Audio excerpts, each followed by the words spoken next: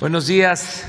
Pues, el día de hoy vamos a dar a conocer un programa de reediciones de libros básicos, fundamentales, de escritores destacadísimos de nuestro país. Esta colección se llama 21 para el 21. No solo son estos libros los que se han editado, ya el Fondo de Cultura Económica que dirige Paco Ignacio Taibo tiene mucha producción de libros. Yo creo que como pocas veces en la historia se han editado libros que se venden a precios muy bajos y en algunos casos se entregan de manera gratuita, porque necesitamos fomentar la lectura. Es muy importante, sobre todo en las nuevas generaciones, los jóvenes, que se afiance el hábito de la lectura, aún con todo el bombardeo que hay de medios electrónicos y lo simplista que resulta, ¿no?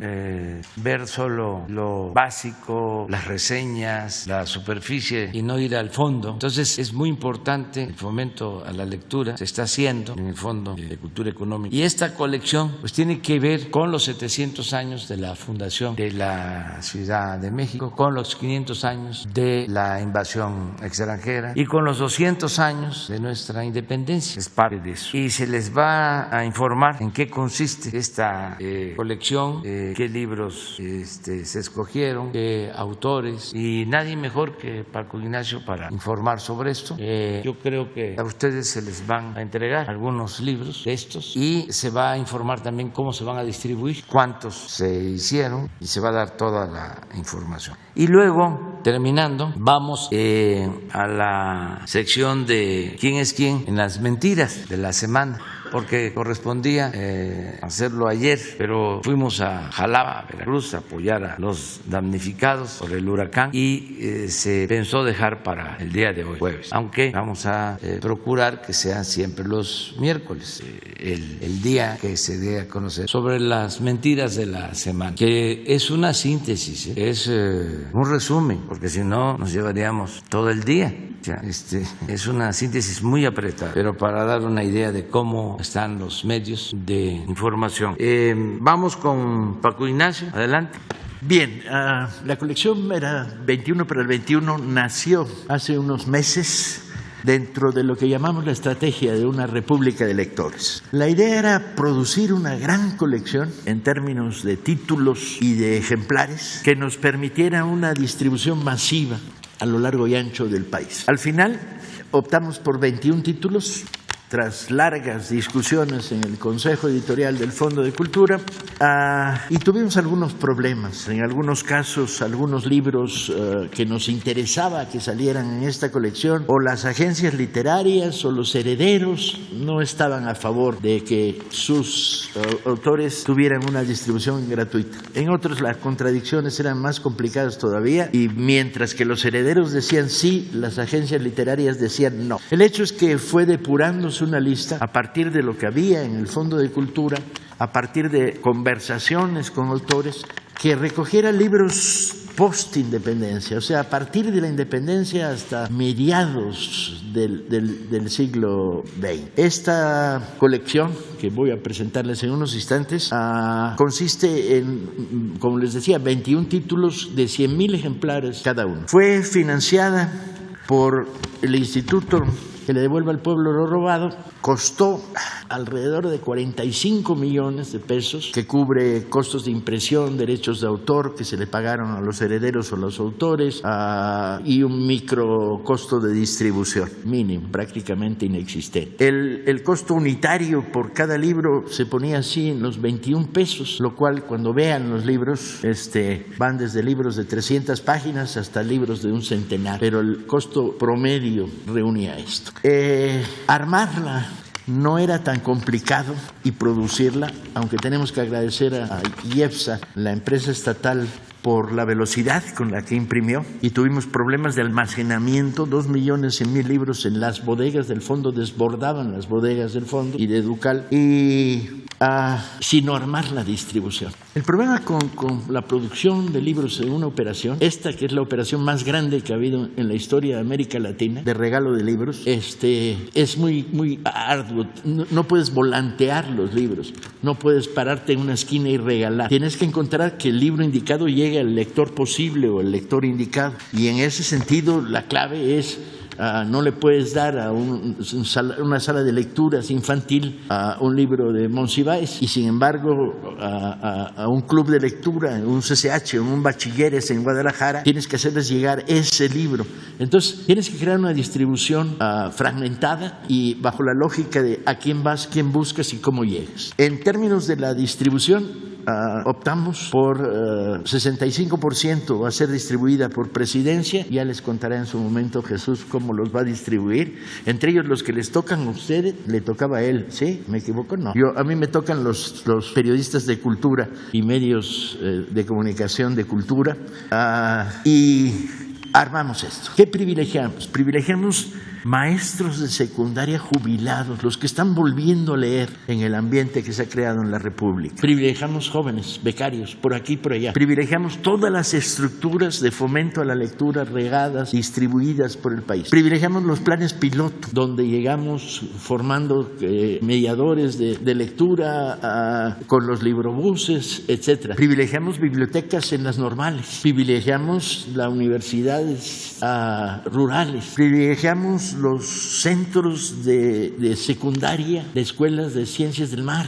Procuramos una distribución que en un determinado momento le permitiera a un adolescente ver los libros sobre una mesa, como los que están ahí, y escoger.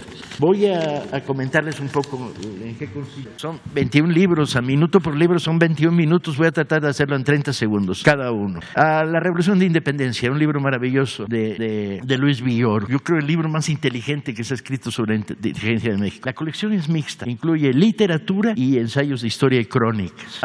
Canek, de Hermilo Abreu, pues ni comentarlo, ¿no? Es uno de los libros que más impacto ha causado entre poblaciones campesinas, curiosamente, según hemos podido comprobarlo. Muerte en el bosque, una antología de cuentos de Amparo Dávila. Balón Canaán, de Rosario Castellanos, que es la crónica más desgarrada del mundo de la mujer en esos territorios de la periferia de nuestro país. El libro rojo de la Independencia, de Riva Palacio y Paino, donde cuentan los asesinatos de las figuras claves de la independencia, Hidalgo, Morelos, hasta Guerrero.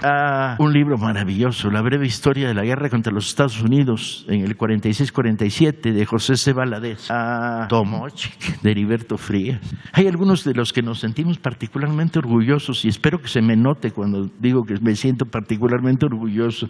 Tiene La noche de un árbol, de Guadalupe Dueñez, otro de narraciones breves, muy sólida. Una antología de la poesía mexicana del siglo XIX, voluminosa, para poner en contacto a lectores jóvenes con la pléyade de poetas mexicanos del XIX y que pueda escoger qué seguir leyendo.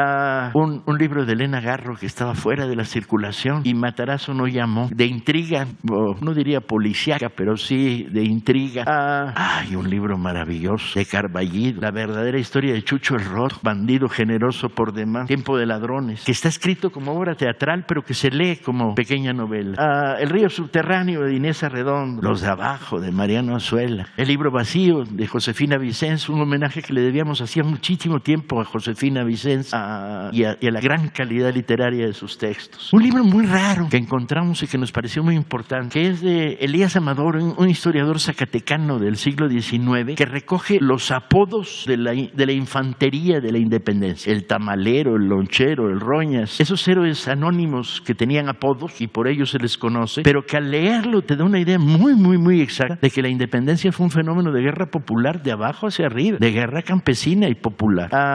El laberinto de la soledad, obviamente, de Octavio Paz. Apocalístic, los ensayos de Carlos Monsiváis, que son a cual más inteligente y lúcido y que hablan un poco de un recorrido que llega a nuestros días prácticamente. Es quizá el único libro que se acerca a nuestros días. Pueblo en Vilo, de Luis González, el maestro de la microhistoria, la narración en chiquito del mundo agrario mexicano. Paseo de la Reforma, de Elena Poniatowska, una de sus crónicas más interesantes y más mordientes.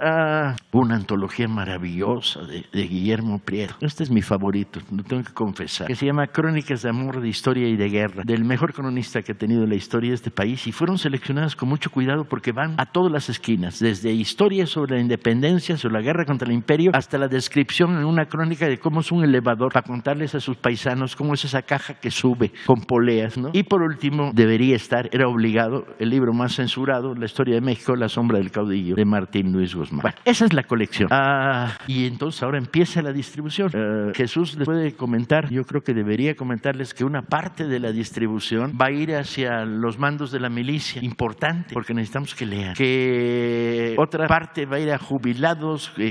Les daremos más tarde un detalle de la distribución, porque nos va a tomar tiempo distribuirlo. Como queremos ir a la minucia de la distribución, al detalle, a la esquina, a la escuela perdida, nos va a tomar tiempo ir construyendo las redes. Y algunas distribuciones muy importantes se van a hacer en octubre, hasta octubre, cuando empiezan planes piloto de fomento a la lectura en lo que llamamos la República de los Lectores. Buenos días, con su permiso, señor presidente, buenos días a todas y todos. El rigor periodístico son aquellas prácticas éticas, técnicas y hasta estéticas para dotar a los trabajos periodísticos de veracidad, certidumbre y precisión en la tarea de informar y orientar a la llamada opinión pública. En una palabra, los hechos, el dato duro y el contraste de las versiones que se dan de un mismo acontecimiento. En un claro desacato a este rigor, el periódico Reforma publicó el 23 de agosto las 8 columnas de su primera plana con el título Van por Anaya, donde hablan de la investigación que abrió la Fiscalía General de la República contra Ricardo Anaya por una denuncia del director de Pemex, Emilio Lozoya, que afirma que Anaya recibió millones de pesos por aprobar la reforma energética. Incluso citan el video donde Anaya dice que el presidente de la República lo quiere fregar a la mala para que no sea candidato en 2024. Pero de manera poco ética, Reforma ni siquiera menciona que existe un mensaje del presidente en el que se deslinda del señalamiento y que dice que no tiene nada que ver con la persecución que supone Ricardo Anaya, que no es su fuerte la venganza, y lo invitó a presentarse ante la Fiscalía para demostrar su inocencia. Esa declaración es ético citarla, porque se refería al tema de su portada y era otra parte aludida, pero Reforma no publicó nada al respecto. Cero equilibrio periodístico. No solo eso, publica una fotografía del debate presidencial en la que aparece López Obrador y Anaya con el sugerente pie de foto: la rivalidad entre AMLO y Anaya aumentó en la campaña presidencial de 2018, para dar la impresión de que existe una vieja rivalidad entre ambos, lo cual francamente da risa. Pero lo que no es gracioso es que el periódico forma parte de una campaña fabricada para hacer creer que sí existe una persecución política del gobierno de México contra Anaya, lo cual es absolutamente falso, como aclaró la misma Fiscalía. Juzgue usted por sí mismo. Ahora vamos a pasar a las notas. Traemos dos. Como dice el presidente, es un resumen, si no, no acabamos. La primera dice: campaña con información falsa sobre el Fonden para desprestigiar al gobierno de México. A raíz de las afectaciones provocadas por el huracán Grace, muchos medios de comunicación, comunicadores y políticos en las redes sociales lanzaron una campaña para señalar que el gobierno por desaparecer el Fonden no atiende a los afectados de deslaves, inundaciones y otros desastres. Aquí vemos a personajes como el empresario Claudio X González, el expresidente Felipe Calderón, Denise Dresser, el senador Julián Rementería, Víctor Trujillo, periodistas como Pascal Beltrán del Río, Pedro Ferriz y Max Kaiser, que han utilizado diarios y redes sociales para acusar al gobierno con el pretexto de la desaparición del Fonden. Pero nadie habla de la corrupción que permitía ese fideicomiso, razón por la cual el presidente Andrés Manuel López Obrador firmó la desaparición del fondo, publicada en el Diario Oficial el pasado 28 de julio de 2021. Solo pongamos algunos ejemplos de esa corrupción de gobernadores y presidentes municipales que pedían dinero para darle a los afectados de desastres naturales y que nunca llegaron a la gente. Ayer el gobernador de Veracruz, Cuitláhuac García, denunció un caso en su estado de los muchos que hay. Podría decirse que cada temporada había fraudes y desvío de recursos. Así lo ha documentado la propia Auditoría Superior de la Federación. En 2013, 2017, la Secretaría de Gobernación emitió declaraciones de emergencia en 160 municipios de Veracruz y otros 136 en situación de desastre. El gobierno de Javier Duarte contrató despensas por 537 millones de pesos a la empresa Soriana, mismas que nunca pagó a pesar de haber recibido los fondos del gobierno federal, lo cual ha implicado una deuda millonaria, más los intereses acumulados a la fecha, que suman 782 millones de pesos. Pues así funcionaba el famoso Fonden. Hoy, la ayuda la reciben directamente las familias afectadas, sin intermediarios.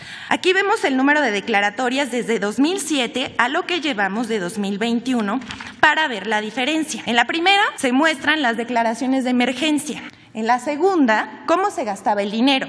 Antes se destinaba mucho que casi nunca llegaba a la gente. En la tercera se muestra el gasto en declaratorios de emergencia, que como se ve era mayor lo que gastaban los gobiernos del Estado que lo que tenían autorizado, generando deudas con el pretexto de las emergencias, dinero que nunca llegaba a quien verdaderamente lo necesitaba. Así se usaba. La siguiente, por favor. La siguiente nota. Nuevamente difunden información falsa de supuesta inundación en la refinería Dos Bocas.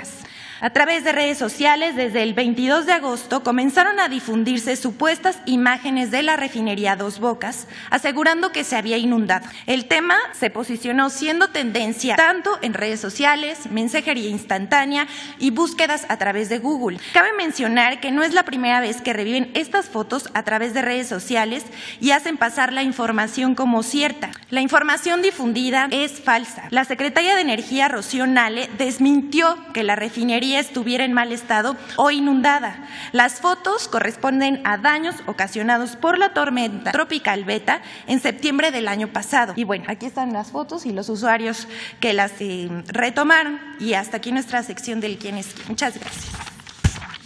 Vamos, luego tercero, una compañera, ella, ahí, 4. Buenos días, presidente. Mi nombre es Miguel Velázquez, soy reportero del periódico Publimetro y le quiero entregar un reportaje que nosotros publicamos en este mes de agosto. Me gustaría hacérselo llegar mientras le hago la presentación del tema. Entonces,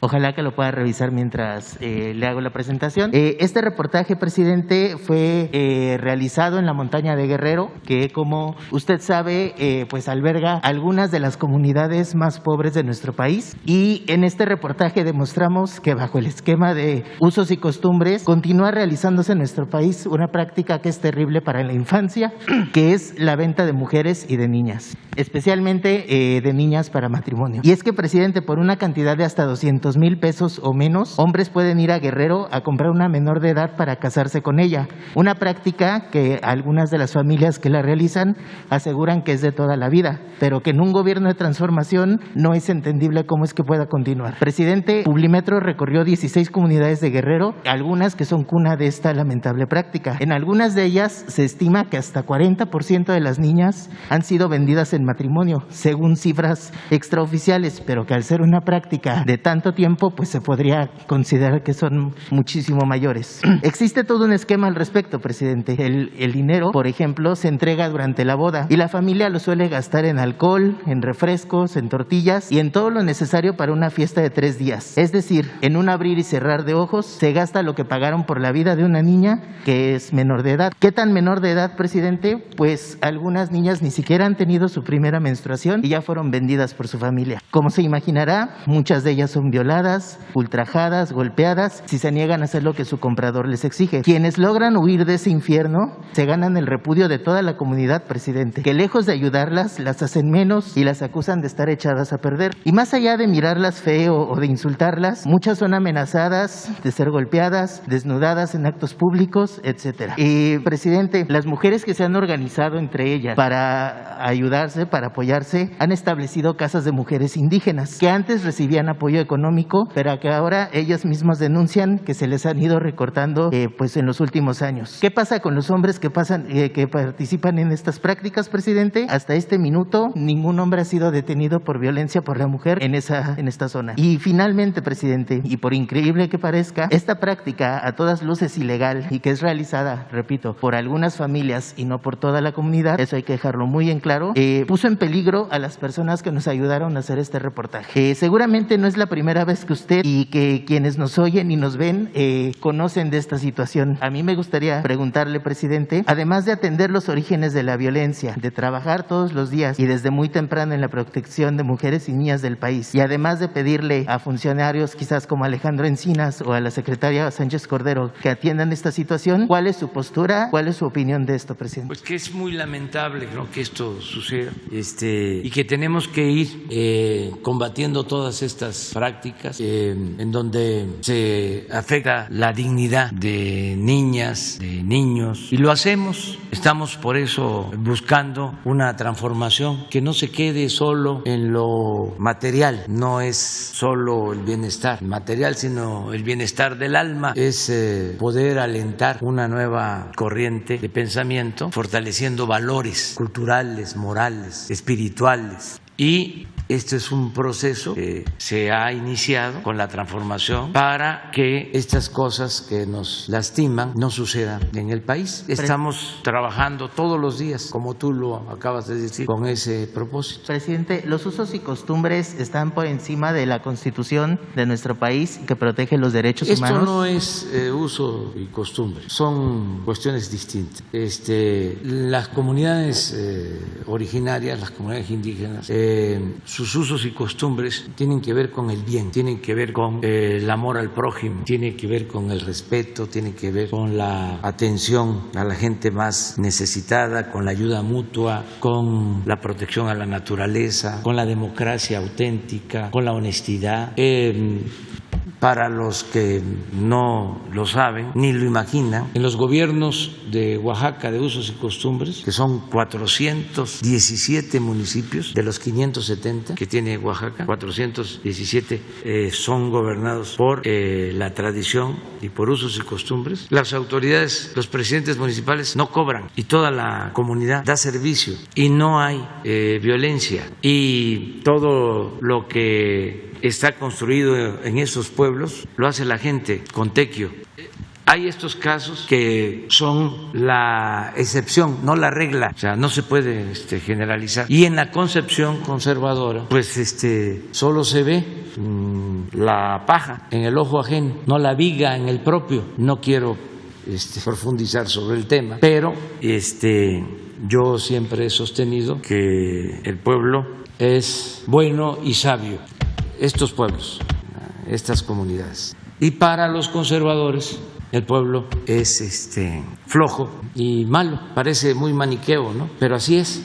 Entonces, cuando se publican estas cosas, lo que algunos ven es qué barbaridad, como cuando llegaron los invasores, ¿no? Y para apoderarse de las tierras y de todo lo que pertenecía a los pueblos, tenían que justificarlo alegando de que eran bárbaros los pueblos originarios y que tenían religiones diabólicas. Siempre es lo mismo. No se ve de que desgraciadamente estos casos se dan en todos los estratos, todas las clases sociales, nada más que arriba, cuando se dan estos casos, se ocultan. ¿O tú crees que esto no se da arriba? ¿La trata no hay arriba? Claro que sí. Sí. Nada más que pues a mí no me corresponde hacer la investigación, eso corresponde a todos. Tenemos que luchar todos juntos por una sociedad mejor, donde no sucedan estas cosas. Presidente, y en un segundo tema me gustaría preguntarle, el fin de semana ocurrió, se dio un concierto en Rosarito, en Baja California, con cerca de 20,000 asistentes. Pues las imágenes parecían de antes de la pandemia. A mí me gustaría preguntarle, ¿este tipo de conciertos masivos no obstaculizan los esfuerzos que está desarrollando su gobierno para combatir esta tercera ola, para reducir el número de casos? Y me gustaría preguntarle, ya en Baja California tenemos un gran avance en la vacunación. ¿Ya es momento de realizar estas actividades con cierta normalidad? Pues le corresponde a los gobiernos estatales tomar estas decisiones. Hay un protocolo nacional de salud que se acuerda inclusive con todos los gobernadores, con la gobernadora de Sonora, con la jefa de gobierno, y se aplica. Entonces ellos tienen autoridad, no depende todo de la federación. Entonces, si hay estos conciertos, pues la autorización la otorgan los gobiernos estatales y deben de tener ellos alguna justificación del por qué se dan estos permisos. En Nueva York acaban de hacer un concierto, en Francia, en París han habido marchas de miles de personas que hablan que quieren liberarse de la dictadura sanitaria, que ya no quieren estar encerrados, que ya no quieren estar sometidos a medidas estrictas por la pandemia. Es una situación que se está dando en todo el mundo. Nosotros desde el principio dejamos claro de que se iba a respetar la decisión de la gente, que íbamos a confiar en la gente, que la gente iba a cuidarse como lo ha hecho, que iban a actuar de manera responsable y que estaba prohibido prohibir, que nada por la fuerza, todo por la razón y el convencimiento. Y así hemos avanzado bastante y ya se ha avanzado mucho en la vacunación, ya estamos por llegar a 65% de vacunados en el país, con una dosis cuando menos. Y en octubre vamos a terminar de vacunar a todos los mayores de 18 años. Y la vacuna es lo más eficaz para prevenir el contagio. Entonces seguimos avanzando. Ayer se vacunaron, pues son números, son datos, ¿no? Pero son personas, y es una organización y es en todo el país. Y quiero agradecerle a los que llevan a cabo esta campaña nacional de vacunación. Pero fueron ayer, ¿por qué no ponen el dato? 755,000 vacunados. Y vamos a cumplir en octubre. Van a estar vacunados aún con una dosis todos los mayores de 18 años. Y esto nos ha ayudado muchísimo, porque en la tercera ola hay contagios, pero no tenemos el mismo nivel de hospitalización, la misma ocupación en hospitales de afectados por COVID. Y lo más importante de todo, no tenemos el mismo número de fallecidos. Y esto se debe a la vacunación. Y se puede probar, quienes desgraciadamente están perdiendo la vida, un porcentaje mayor son los que no se han vacunado. Entonces, en el caso del concierto de Baja California, pues depende de la autoridad de allá y todos tenemos que actuar de manera responsable. Muchas gracias, Leandro. Gracias. Soy Maya Verbuch de Bloomberg News. La secretaria de Relaciones Exteriores dijo ayer que la decisión de la Corte Suprema de Estados Unidos sobre el programa Quédate en México no tiene una implicación directa en la gestión migratoria del Gobierno de México. Desde que fue implementado ese programa, causó más de 70,000 personas migrantes y solicitantes de asilo que se esperaran en México, muchos para su caso en Estados Unidos. Aparte de eso, el gobierno estadounidense tiene también su política de expulsión durante la pandemia, que ha causado más de 800,000 personas ser expulsados desde solo octubre, muchos de ellos a México. Se supone que la política de expulsión terminará en algún momento, pero el programa de Quédate en México ahora no tiene fecha límite. Entonces, la pregunta es, ¿México pondrá fin a esto? ¿Puede decir a Estados Unidos, no solo en estados particularmente peligrosos, sino a lo largo de la frontera, no vamos a aceptar miles de personas migrantes, o no hay una fecha límite? Pues te respondo con lo que informó ayer la Secretaría de Relaciones Exteriores. Suscribo lo mismo, esa es mi opinión, lo que dio a conocer la Secretaría de Relaciones Exteriores sobre este asunto. Nada más es cosa de, si se repite, ¿no tienen ustedes lo que dijeron? Pues básicamente están diciendo que México es un país autónomo, ¿no? Que puede tomar sus decisiones. Entonces, dentro de eso hay la posibilidad que México dirá a Estados Unidos, no queremos seguir aceptando miles de personas migrantes en nuestra frontera. Vamos a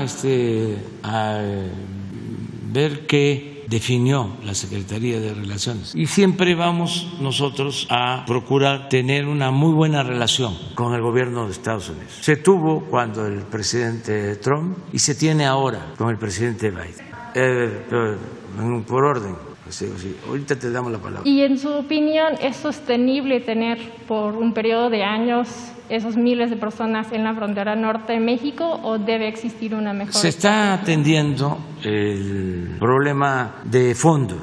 Se está buscando que se invierta para que haya desarrollo, que haya empleos, bienestar en los países de Centroamérica, que la gente no se vea obligada a emigrar, porque nadie sale de su casa, abandona a su familia por gusto. Lo hacen por necesidad. Le ha ido mal, lamentablemente, a Centroamérica. Llovió sobre mojado. Además de la pobreza, se padeció de inundaciones. Ya hay una situación difícil en Guatemala, en Honduras, en El Salvador. Entonces, no se puede resolver un problema social solo con medidas coercitivas. Se tiene que atender la causa y se está buscando convencer al gobierno de Estados Unidos para que se invierta en el desarrollo en Centroamérica y que de esta manera la gente tenga opciones, pueda trabajar, pueda ser feliz donde nació, donde están sus familiares, sus culturas. Y también le estamos proponiendo a Estados Unidos que eche a andar un programa de visas temporales de trabajo, porque se necesita la mano de obra, la fuerza de trabajo de mexicanos, de guatemaltecos, de salvadoreños, de hondureños. No hay mano de obra suficiente en Estados Unidos ni en Canadá. Entonces es necesario, es lo que estamos proponiendo, que se haga un buen análisis, un diagnóstico de cuánta fuerza de trabajo se requiere en Estados Unidos y en Canadá para crecer. Actualmente tienen problemas de producción.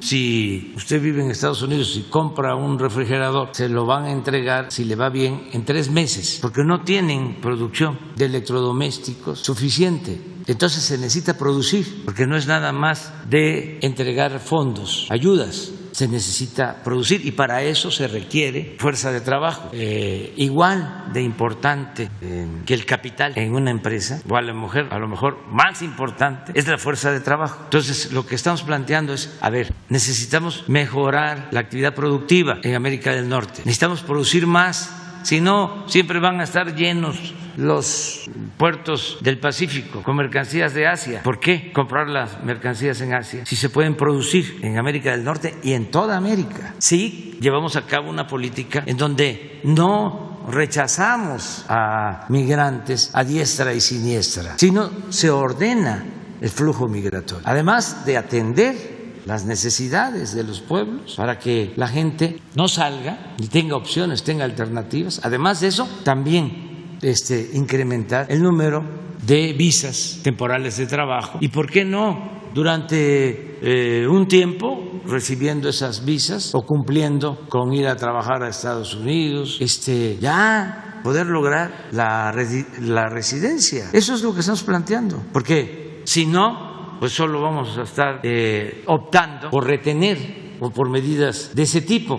Nosotros nos hemos propuesto ayudar al gobierno de Estados Unidos, lo vamos a seguir haciendo en el tema migratorio. Afortunadamente es buena la relación, hay sensibilidad de parte de ellos para escuchar nuestra propuesta, se va avanzando y al mismo tiempo hemos tomado como decisión cuidar a los migrantes en el sureste para que no haya violación de sus derechos humanos, porque es muy riesgoso que atraviesen nuestro país. Sobre todo hay muchos riesgos en los estados del norte. Entonces estamos procurando ayudar, manteniendo a migrantes en albergues, sobre todo protegiendo a menores de edad, a mujeres. Sin embargo, esto no puede ser eterno. Tenemos que ir al fondo y eso significa invertir para el desarrollo de los pueblos pobres. Sin embargo, las estrategias de inversión son estrategias de largo plazo, ¿no? No es que se puede transformar las condiciones en Centroamérica en un día. Entonces, en el corto plazo, mientras sí hay estos miles de personas en el norte,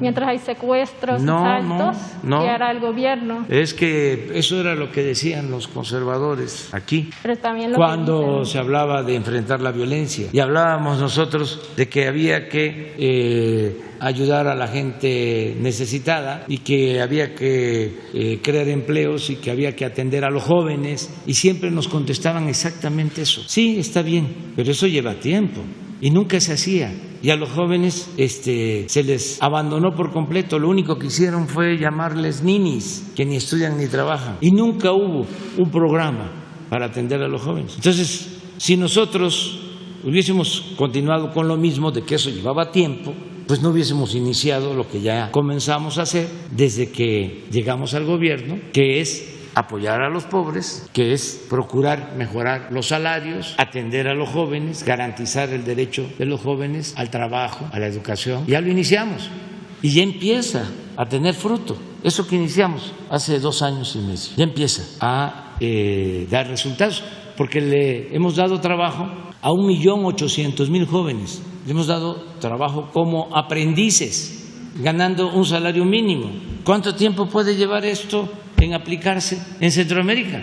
Cuando mucho, 6 meses. Es decir, a ver, todos los jóvenes de Centroamérica van a ser contratados y van a trabajar como aprendices en talleres, en pequeñas empresas, en comercios, en el campo, y se les paga por eso. Esto va a tener un efecto. El joven va a tener una opción, va a tener una alternativa. El salario mínimo en Guatemala, en El Salvador, en Honduras, me da hasta pena decirlo, es mejor que el salario mínimo en México. Entonces, les alcanzaría, es mejor tener ese salario a no tener nada. Si no hay opciones, si no hay alternativas, llega el traficante de personas, el pollero, y le dice, vámonos, nada más ahorra, me vas a dar tanto y yo me voy a hacer cargo de que te ponga del otro lado de la frontera. Entonces, sí hay opciones. Tenemos un programa en México que se llama Sembrando Vida, que se puede implementar de inmediato en Guatemala, en Honduras, en El Salvador, porque son las mismas condiciones culturales, de medio ambiente, son los mismos árboles los que se siembran en el sureste de México que los que se siembran en Guatemala, en Honduras, en El Salvador, árboles frutales, árboles maderables. ¿En qué consiste ese programa? En sembrar árboles. Y nosotros estamos sembrando 1 millón de hectáreas de árboles frutales, maderables, y se le da trabajo a 420,000 sembradores que se les ayuda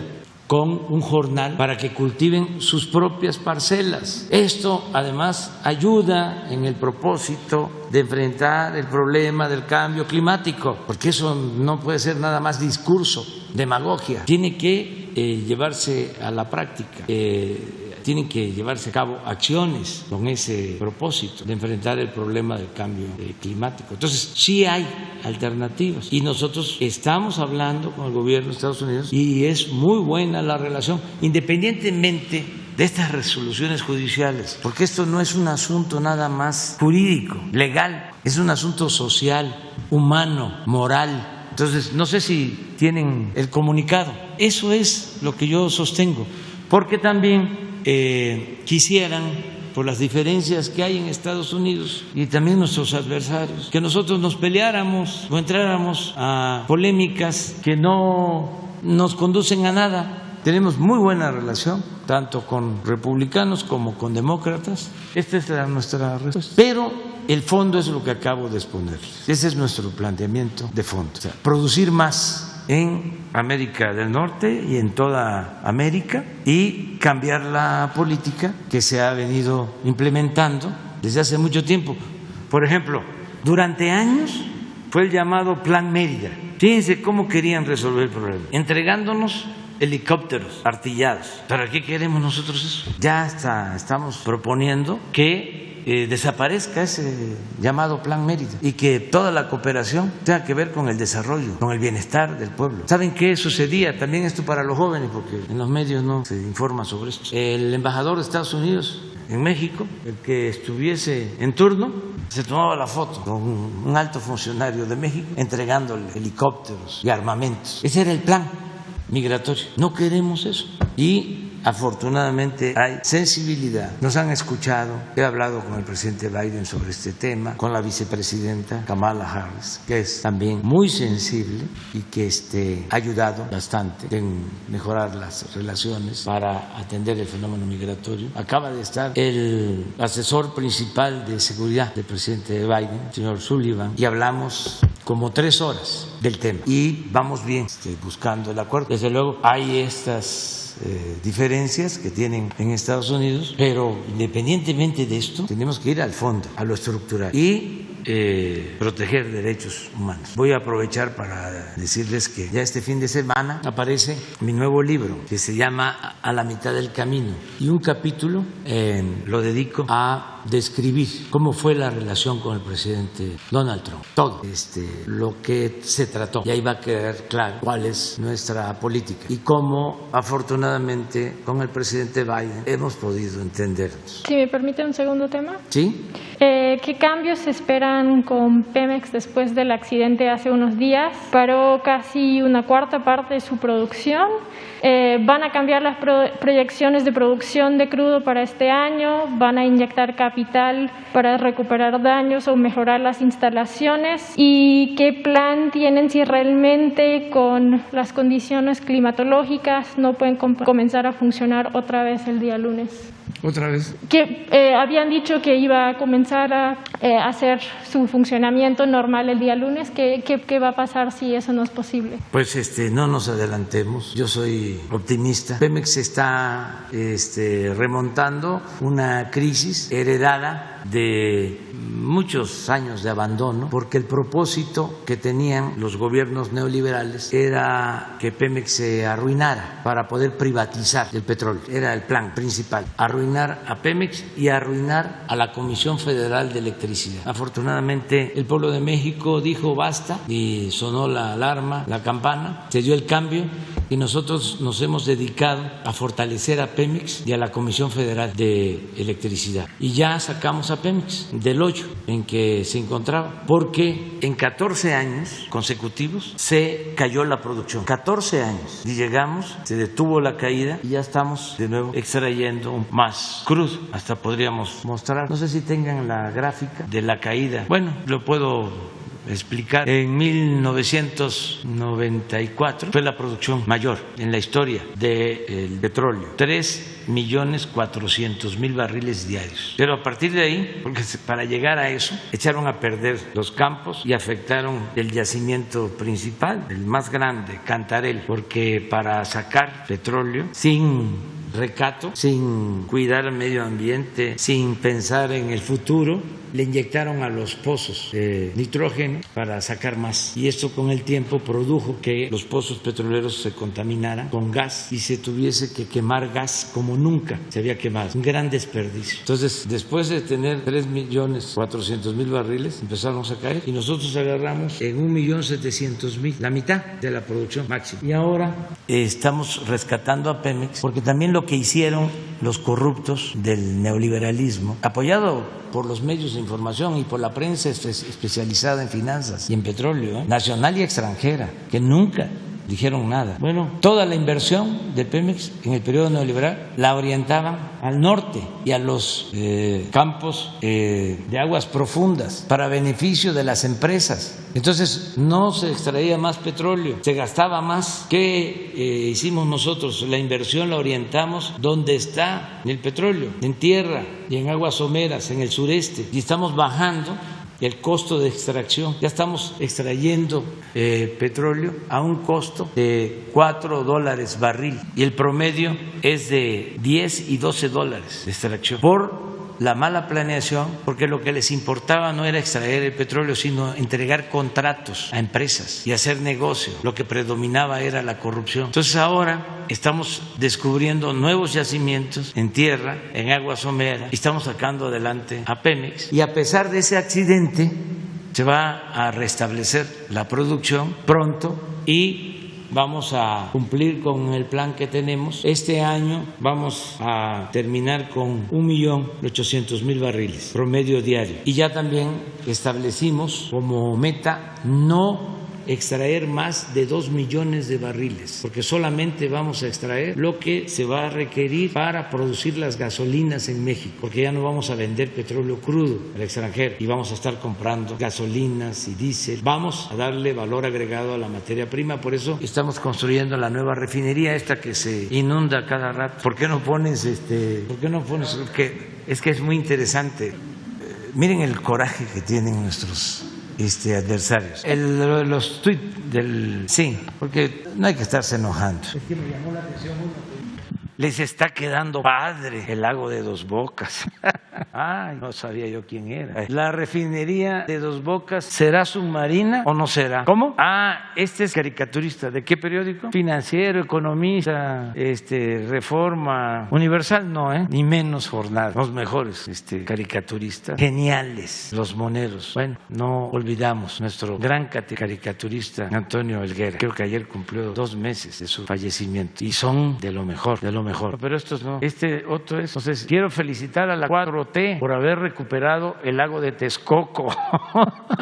Que no es Texcoco, es Dos Bocas. Oh, eso lo otro ya no lo digo. Bárbara Tijerina. Una representación más de la 4T. Devastación, destrucción, improvisación. Malosos los de la 4T. Luis María Calderón, esta me suena. ¿Es la hermana del expresidente? Ah, alguien que me informe si este fluido es petróleo que se refinará en Dos Bocas. Pues ese es el sitio, Dos Bocas. Así estamos aquí. Por eso decía yo que son síntesis apretadas. ¿Quién es quién en las mentiras? Bueno, pero yo creo que te contesté. Pemex va a seguirse fortaleciendo, igual que la Comisión Federal de Electricidad. Hay, en el caso de, ¿por qué no pones también es que es muy ilustrativo todo esto? Es pedagógico y lo importante de las conferencias es que podamos ir informando y al mismo tiempo creando conciencia. Es un proceso de enseñanza-aprendizaje. Nosotros aprendemos y al mismo tiempo enseñamos. Es comunicación, son mensajes de ida y vuelta.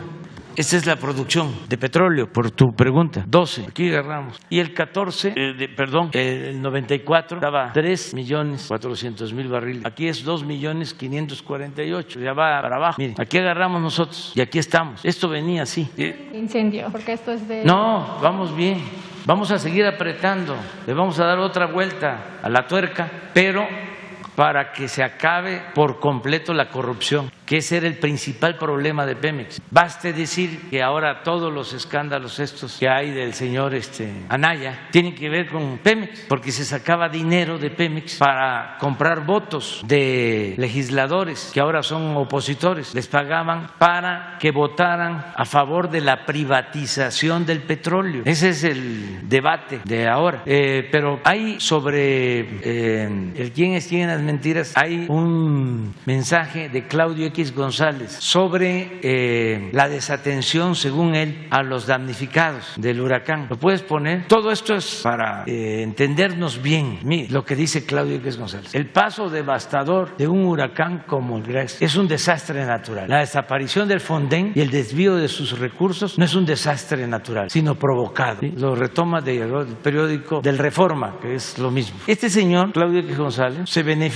con la privatización de la industria eléctrica, porque su papá se quedó con una empresa, con una termoeléctrica en la Huasteca Potosí, que hasta hace poco acaba de vender. ¿A quién creen ustedes que le vendieron los X González la termoeléctrica? A Iberdrola de España. Ayer decía yo, por los que apostaron a las privatizaciones del petróleo y de la industria eléctrica, los trabajadores electricistas de la Comisión Federal de Electricidad, después de ese huracán, hoy ya está restablecido el servicio de energía eléctrica en toda la zona afectada. Hoy termina. Los trabajadores de la Comisión Federal de Electricidad y los neoliberales corruptos como estos querían desaparecer a la Comisión Federal de Electricidad para hacer negocios ellos, porque lo único que les interesa es el dinero. Y ayer decía yo, ¿dónde está Iberdrola ayudando? Porque es mucho cinismo estar poniendo un mensaje en Twitter hablando de que no se atiende a los damnificados, cuando ellos, que se beneficiaron con la privatización de la industria eléctrica, no hacen nada, se dedican nada más a robar, son unos corruptos. Pero ya que estamos en esto, vemos lo de Anaya. Porque dicen algunos, ¿no? ¿Para qué el presidente le da tanta importancia a Anaya? Lo eleva, lo está posicionando como el gran dirigente opositor. Y ahora sí que, como lo diría Anaya, ya lo está proyectando para ser el candidato del 2024. Miren, esto de Anaya. Todo esto tiene que ver con la corrupción que imperó durante el periodo neoliberal. Pero Anaya es alumno de quienes empezaron con Salinas de Gortari, con toda la política de pillaje. ¿Quién ¿Quién es el maestro de Anaya? Esto para los jóvenes y también para los que no lo saben, porque es hasta ahora que se tratan estos temas. Los medios estaban totalmente controlados en México, con honrosas excepciones. La gente no sabía. Bueno, uno de los maestros de Anaya, pues es Diego Fernández de Ceballos, también de Querétaro. No tiene nada que ver los queretanos. Está hablando de que hasta paisano. Con Diego se entiende Salinas y es cuando empiezan las privatizaciones. Empiezan a entregar todos los bienes de la nación a particulares. Salinas entrega empresas, bancos a sus allegados. Bueno, y el opositor entonces era el PAN. Pues se entendieron y uno de los dirigentes principales era Diego Fernández de Ceballos. Cuando se hace el fraude en 1988, Diego era diputado y es el que sube a la tribuna a decir que había que quemar las boletas electorales para que no se investigara nada cuando se impone a Salinas. Y a partir de ahí viene una relación estrecha, muy estrecha. Ya no hay diferencias entre el PRI y el PAN, es el PRIAN. Viene luego, terminando Salinas, esto es para los jóvenes, viene el asesinato del candidato del PRI, Luis Donaldo Colosio, en campaña, y cambian de candidato en el PRI y postulan a Ernesto Zedillo, esto 1994, y el PAN postula a Diego Fernández de Ceballos. Y por el lado de la izquierda, después del fraude del 88, va el ingeniero Cárdenas, de nuevo, como candidato. 3 candidatos, el ingeniero Cárdenas, Zedillo y Diego. Se lleva a cabo en la campaña un debate. Como Diego es parlamentario, leguleyo, gana el debate. Sería bueno que se recordara a pantalla. Y se va a las nubes su popularidad. Empezaban en ese entonces a hacerse encuestas y después de ese debate, Diego. ¿Qué creen que hace el señor Diego Fernández de Ceballos? Desaparece, se esconde un mes. Esto se puede documentar, claro, con el apoyo de los medios y con otras acciones del Estado. Vuelve Zedillo a tomar fuerza y triunfa Zedillo. En ese entonces se da a conocer de que Diego había recibido unos terrenos en Acapulco llamados Punta Diamante, que se los había entregado el gobierno del PRI de Acapulco, mejor dicho, del estado de Guerrero, el finado Ruiz Massieu, José Francisco Ruiz Massieu. Ojalá y Diego informara todo esto. Sería muy interesante toda esta historia que yo estoy narrando y de manera resumida. ¿Qué pasa después? Gana Zedillo, llega a la presidencia Zedillo y le entrega al PAN la Procuraduría General de la República a un alumno de Diego, Antonio Lozano, la Procuraduría. Y ahí se mantenía Diego, en la Procuraduría, en la antesala. Ahí está Diego. Bueno, toda esa historia de contubernios, de complicidades, fue lo que caracterizó la relación de los últimos tiempos entre el PRI y el PAN. Entonces, esto de ahora es lo mismo. Ayer lo comentaba. A Diego le decían la ardilla porque vivía en Los Pinos. Este señor también iba a Los Pinos y tenía muy buena relación con Peña Nieto. Entonces, va subiendo.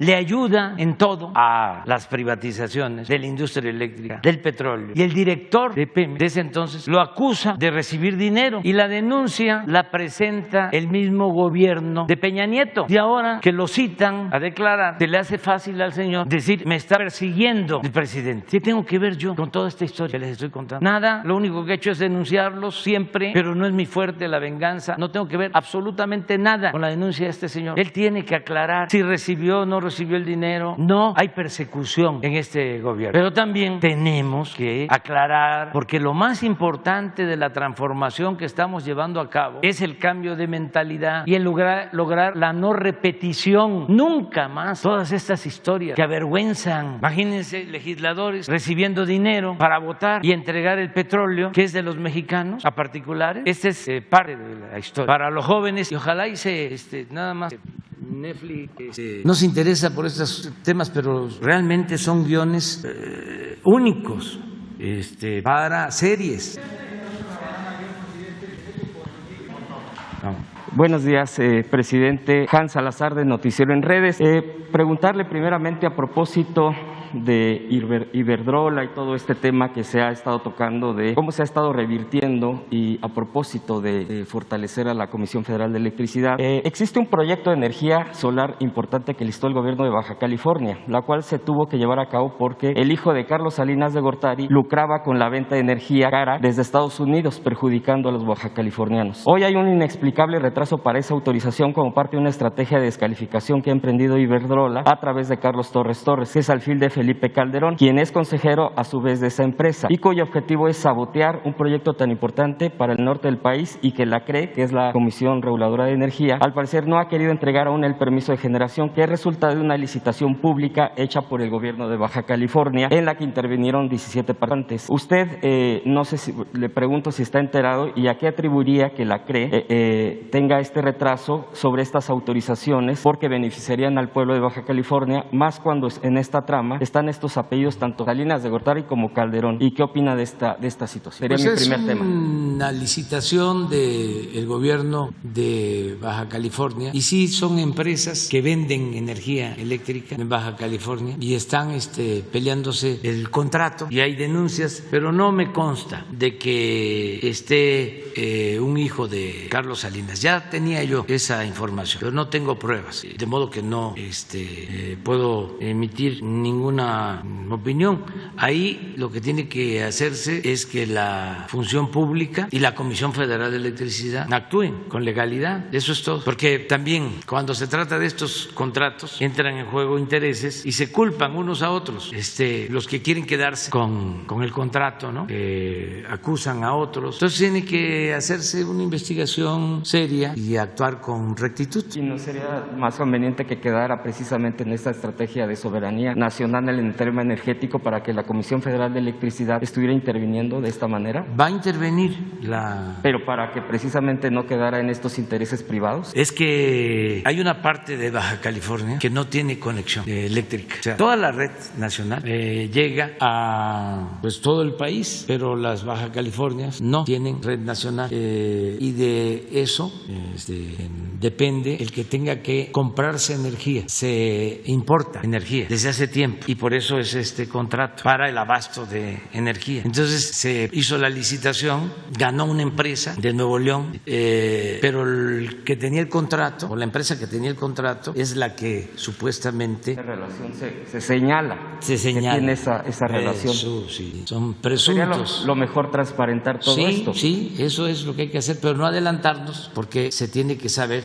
Y además, si hubo la licitación y ganó una empresa legalmente, pues hay que respetar, pero no nos adelantemos, hay que esperar. Ya seguramente está tomando nota el licenciado Bartlett de lo que estoy diciendo y Roberto Salcedo de la Función Pública. Okay. En el segundo punto, presidente, le quiero presentar dos casos. Uno es una carta dirigida a usted de Daniela Pérez Torres. Se la voy a leer. Soy ex esposa del notario público 183, Rodrigo Abascal Olazuaga, que es hijo del exsecretario de Gobernación Carlos María Abascal Carranza. También es panista y miembro del Yunque. Recurre usted como una medida desesperada buscando que me ayude a hacer justicia ante un caso extraordinario de corrupción de la bien denominada por usted mafia del poder. Vengo a denunciar a usted públicamente a todas las personas que resulten involucradas en las ilegalidades que se han realizado en mi juicio y que forman parte de este hilo de corrupción. Solo le pido que por favor pueda revisar mi asunto jurídico porque lo que está en juego son las vidas y patrimonio de una madre y sus 4 menores hijos, 11, 8, 6 y 5 años, que estamos siendo víctimas de corrupción institucionalizada a los más altos niveles. Una corrupción tal que el juez 13º de lo familiar de nombre Eduardo Vélez Arteaga, con contubernio con el juez interino del mismo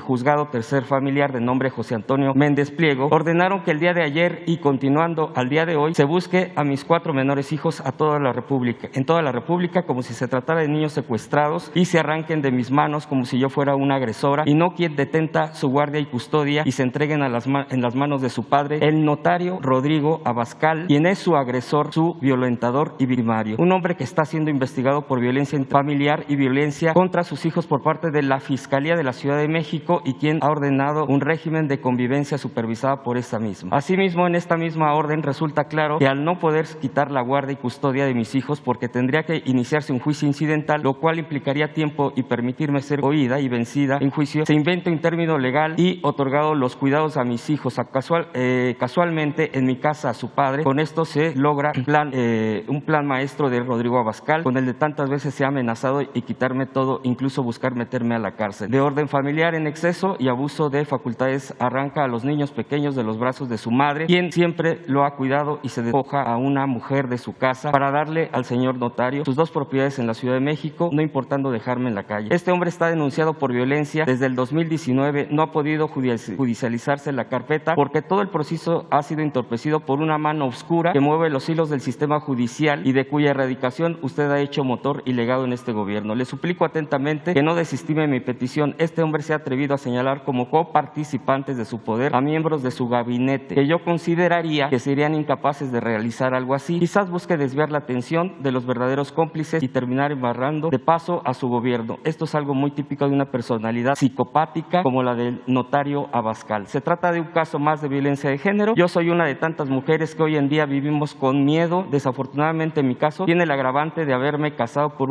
un mexicano de alcances que tiene el dinero, los contactos para corromper a quien lo desea. Solo que en vez de ponerme de rodillas e implorar misericordia a los pies de este hombre con complejo de grandeza, he decidido plantarle cara. Temo por mi vida, la de mis padres, la de mis hijos, pero ya tomé determinación de pelear y deseo que Dios dé fuerza para no detenerme en esta lucha que es mía y de tantas mujeres más. Me pongo a sus manos para pedirle su ayuda y pongo a sus órdenes esta situación. Es una carta que le voy a traer una copia a través del vocero. A Leticia Ramírez, busquen la manera, la de atención ciudadana, y ella la va a ayudar. ¿Qué postura tiene frente a esta situación de abuso, presidente?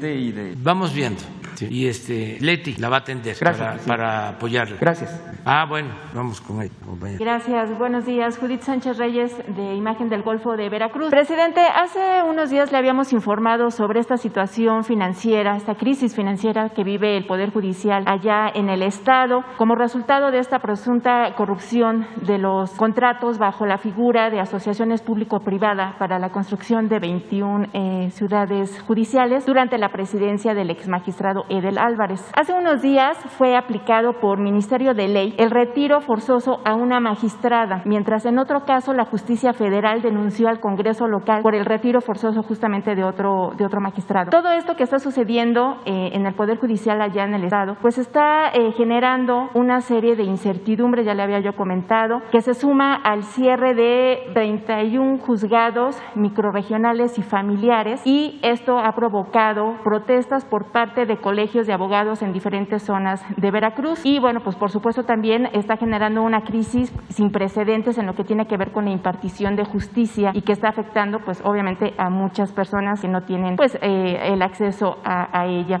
En la ocasión anterior, cuando le planteé justamente ese caso, usted mencionó que pediría un informe al gobernador del estado, preguntarle si ya le dio ese informe, si ayer durante su gira pudieron platicar de esta situación, sobre todo para ver cómo se va a garantizar que realmente se sancione a los responsables de esta crisis de la justicia allá en Veracruz. Sí, ayer estuvimos viendo desde antier todo lo relacionado con el apoyo a damnificados. No salió ese tema, ¿no? Y anteriormente no le había pedido. No, pero qué bien que me lo estás recordando, porque el martes va a estar aquí el gobernador. Estamos evaluando ya la situación de los daños. Se va a tener para el martes el censo de los afectados por el huracán, que incluye, también aprovecho para decir, es un censo que va a incluir también a municipios de Puebla y de Hidalgo. O sea, es Veracruz, Puebla e Hidalgo. Entonces el martes vamos a tener este encuentro. Es importante informar, decir, ya se hizo ayer, de que se va a ayudar, igual como se hizo en Tabasco, se va a ayudar a todos los damnificados. Lo mismo, nada más que sin intermediarios, se está haciendo por eso un censo casa por casa, y los apoyos los va a entregar la Secretaría de Marina y la Secretaría de la Defensa de manera directa, sin intermediarios, para que lleguen los apoyos a quien lo necesita y no haya desvío de recursos. Entonces va a tocar el tema. Sí. Con él. Y justamente también en este mismo tema, el órgano de fiscalización del Estado ha determinado irregularidades tanto en una auditoría de legalidad a los mencionados contratos de estas ciudades judiciales, con un presunto daño patrimonial de 90 millones en la cuenta pública 2019 del Poder Judicial del Estado. ¿Considera usted que la Auditoría Superior de la Federación debería de intervenir? Sí, pues todo lo que es corrupción, todos esos contratos, los APPs, son asociaciones públicas privadas. Se pusieron de moda durante el periodo neoliberal. Así se construían estas ciudades judiciales, así se construían reclusorios, hospitales, edificios para oficinas públicas. Entonces se daba el contrato a una empresa siempre vinculada a un funcionario del más alto nivel, bueno, para seguir orientando, concientizando. El que llegó a ser secretario de Hacienda de Enrique Peña Nieto era concuño de Carlos Salinas, y sus cuñados de él, de apellido Gerard, tenían estos contratos en varias partes, en Chiapas, hospitales, bueno, reclusorios, estos Gerard. ¿Y cuál era la mecánica, el modus operandi? Hablaban de Hacienda al gobernador de Chiapas, o al gobernador de Veracruz, al gobernador del estado que se tratara, y le decían: si le das el contrato, te hace el reclusorio, te hace el hospital, esta empresa, nosotros lo autorizamos y te vamos descontando de tus participaciones. Así funcionó durante mucho tiempo. Entonces, cuando escucho APPs, lo asocio con corrupción. Es cuando escucho privatización, es sinónimo de corrupción. Siempre digo que privatizar, de acuerdo al diccionario, es convertir lo público en privado. Así se define en el diccionario. Entonces, eso hay que revisarlo y proceder legalmente. Nosotros estamos revisando esos contratos en reclusorios, se hizo en el caso del gas y en muchos otros temas o asuntos. Pero también lo que aconsejamos a los estados es que lleguen a acuerdos para que los contratos les signifiquen menos costos, que logren ahorros, porque si se van a pleito, está tan mal lo de impartición de justicia que pueden perder. Siempre ganan los potentados, no solo en México, también en el extranjero, porque con todos los cambios que hicieron a la Constitución, a las leyes, se estableció que asuntos nacionales se diriman en tribunales internacionales y por lo general nunca se gana. El gobierno que representa al pueblo siempre pierde la hacienda pública y se lleva tiempo. Acabamos de terminar un juicio de una empresa que demandó al gobierno en la ampliación de Chicoacén y nos obligaron a pagar un juicio que venía de tiempo atrás en un tribunal internacional. Entonces, la recomendación es busquen el acuerdo. Nosotros lo que hicimos en el caso de los reclusorios fue lograr un descuento del 15%. ¿Pero saben cuánto nos vamos a ahorrar con ese descuento del 15%? 10,000 millones de pesos en 4 años, 2,500 millones por año, y ya es una cantidad considerable. De todas maneras, no vamos a pagar 16,000 millones de pesos al año, vamos a pagar, 13,500 millones. Muchísimo, porque privatizaron los reclusorios. Imagínense lo que es privatizar las cárceles y pagar 4,500 pesos diarios por recluso, 4,500 pesos por recluso, sin vigilancia, es decir, sin incluir los costos de vigilancia. Entonces, esas ciudades judiciales, pues seguramente fueron contratos plagados de corrupción. Hay que ver que se denuncie. En otro tema, presidente, sobre el accidente de ayer del helicóptero de la Secretaría de Marina, ¿tiene usted alguna información de cuáles fueron las causas? Y sobre todo, se especuló que quizá esta situación pudo haber sido provocada, ya que usted había anunciado que iba a hacer este sobrevuelo en zonas afectadas de Veracruz. ¿Qué opinión le merece esto? Y si en un momento dado esto pues le generaría que reforzara usted su seguridad. No, fue un accidente, una ráfaga de viento. Afortunadamente no pasó a mayores. Muy buenos los pilotos, muy profesionales, muy humanos también, porque maniobraron para que no cayera el helicóptero en las casas. Y fue viento. Yo tenía programada una gira, un sobrevuelo por esa región, pero llegué a Jalapa en la noche del martes y estaba el mal tiempo. Y en la noche que llegué me informaron, el secretario de la Defensa, de que habían hecho un reconocimiento y no podían volar, y que iba a depender de cómo amaneciera, porque había mal tiempo, pero no estaba lloviendo fuerte. Sin embargo, amaneció con mucha lluvia, mucho viento, y se tomó la decisión de cancelar el sobrevuelo. Ellos me recomendaron que no era posible. En esta parte de Hidalgo, donde cayó el helicóptero, ahí se está atendiendo a municipios de Veracruz y la Matlán, que está por ahí, está Chicontepec, no, cerca de Guayacocotla y otras comunidades, Guaya, la Matlán, y el helicóptero está llevando, porque uno de los municipios que se quedó completamente aislado fue de la Matlán, y ese helicóptero está llevando víveres, ese helicóptero de Marina. Entonces venían de regreso y pasó este accidente. Afortunadamente, repito, supieron los pilotos manejar muy bien la situación. Les mando un abrazo, y también pues a los que venían ahí en el helicóptero, que aunque no tuvieron daños mayores, pero fueron momentos difíciles. Bien, presidente, ya nada más por último, se dio a conocer que el exdirector de Pemex, Emilio Lozoya, está solicitando una nueva prórroga para el cierre de la investigación complementaria de los casos de Odebrecht y agronitrogenados, y de esta manera pues reunir quizá más pruebas en su defensa. ¿Qué opinión le merece pues que esta investigación se esté dando de una manera lenta y quizás se esté otorgando tiempo para que esta persona encuentre beneficios, como puede ser el criterio de oportunidad, y así evitar que se ejerza acción penal en su contra? ¿Esto no conllevaría el riesgo de estar frente a un caso más de impunidad? No, yo tengo confianza en la Fiscalía. Nada más que quiero que quede claro que yo no doy